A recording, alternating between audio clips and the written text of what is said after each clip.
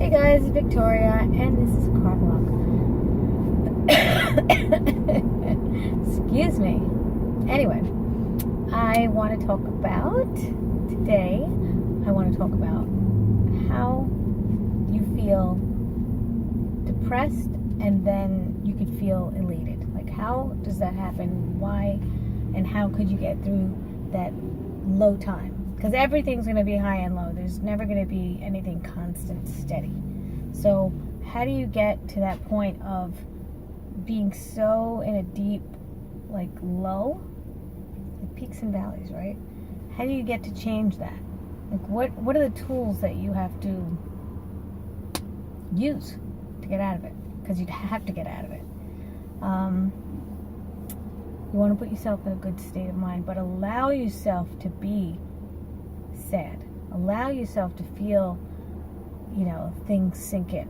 Because if you don't, you're just going to continue to avoid it, and then it's going to get deeper and deeper into a much worse thing later on. It's going to manifest in some other way. It's going to come out in some other way, whether it be through your body or just your mind just will shut down. It's going to be a buildup if you don't do something about it or let it in.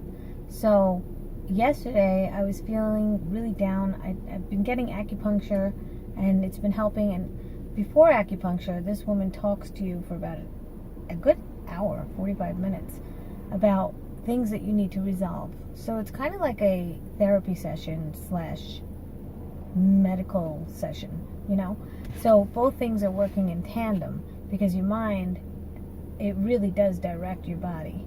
And if you're putting thoughts in your head that are so bad and you don't get them out somehow, because it's so easy to do that when you don't talk to anybody during, certain hours of the day, and these thoughts seep in and you can't seem to untangle them.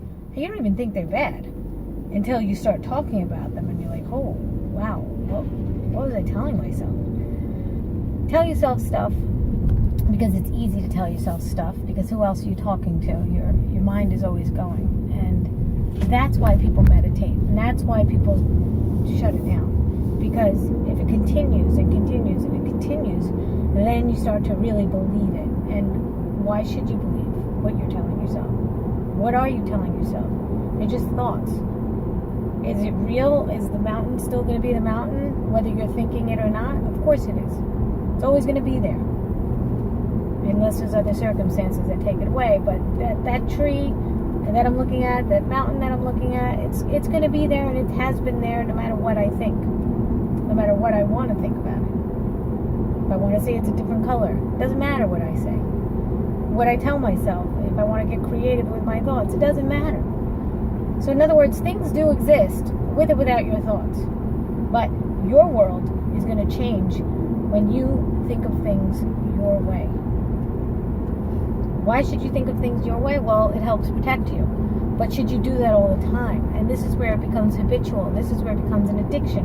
And this is where people don't know how to do anything else. Now, I was shifted yesterday when I was speaking to this woman, the acupuncturist, because she's into changing things from within. And, it sounds very, fluffy and whatever. And you just... you go along with it sometimes and you don't really believe in it. Now, she thinks that injuries happen to me because of manifestation, things that my body is trying to, rule out things that I've done to it. Yes and no. I had to disagree a little bit because there was direct circumstance to something that happened to my foot. That wasn't something over time. People think it was a running injury. It was not. I had zero pain leading to it. If there's zero pain and then you get an injury, it was a direct hit. I did a lunge with very heavy weights, 20 pounds in each hand. I remember hearing it pop, but not really feeling anything crazy. And then I went on a treadmill after that, and then I walked around a lot, and it was in Vegas. I had gone on a treadmill because it was indoors. Anyway, I digress to how things are manifested, and like, why is my neck still hurting after a month and a half? It's definitely better. And my foot's definitely better, but it hasn't resolved. And that kept me a little bit depressed. Like, I got angry with my body for getting injured. I got angry with my body.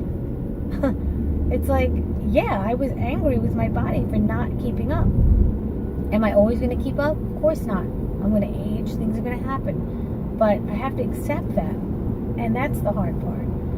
Letting go of youth is a very, very difficult thing, especially for a woman. It's a very alarming thing to see your face change in the mirror and things aren't exactly the same and you're not losing weight as easily and you're doing all the right things and you're doing all the same things that you've done before, but now you've got to work harder at it. That's tough. But is it a good lesson to learn that the older we get, the tougher we can be? And I'm not talking about in terms of our body. Our minds are seriously stronger because we've had experience and we know what could make us and break us. And so where I'm going with this is that you're going to hit peaks and they're going to be great, but you're not going to stay there all the time. But you're going to remember, and you're going to put that in the memory box, and then you're going to put your low and say, I'm not going to stay here for long. Get yourself out of it. I've said this in many videos. Get someone out of quicksand if you can. Now, not everyone's going to call you when they're sad. Yesterday I said no comedy. I'm not going to go over my comedy bit in my head. I'm not going to keep it going, even though I needed to because I have a show tomorrow night and it's a 15-minute set.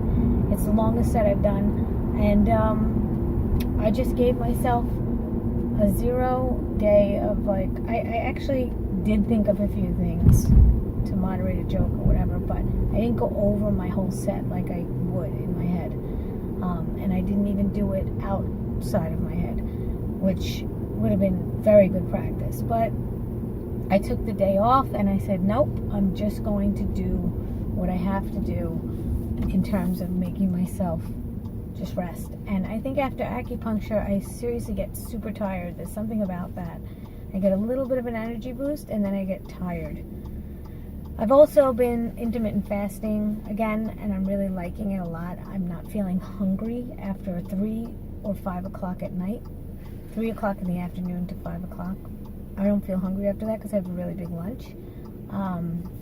And I find that is a very good place for me right now. I don't like to go to bed with my stomach that's full. And also, I used to look forward to dinner and not eat all day, and then I would really eat the wrong things or whatever, bad things, and whatever you want to call them. It's just too much of it and just go to sleep on that. And I don't like that feeling. So I'd rather do that if I'm going to do that during the day, and I won't be as hungry because I'm having a tiny breakfast, which is about 16 to 17 hours after, my last meal. So it's usually consists of fruit. And then whatever I want for lunch, which is like rice, lentils, whatever. Anyway, so get out of that little low and allow yourself to be in it, but really give yourself a time limit. Do not stay there. That is so dangerous. I said it so many times. You can really spiral into a very deep depression if you don't get out of it. Doctors are giving out anti-anxiety meds like it's candy. I used to take it about, 10 years ago, to take the edge off. It's okay to have wine once in a while. It's okay to do that stuff, but those medicines are really bad. I went on it for 3 months because we were going through financial rough times, and I had little kids at home. It was it was that, or I don't know what the alternative.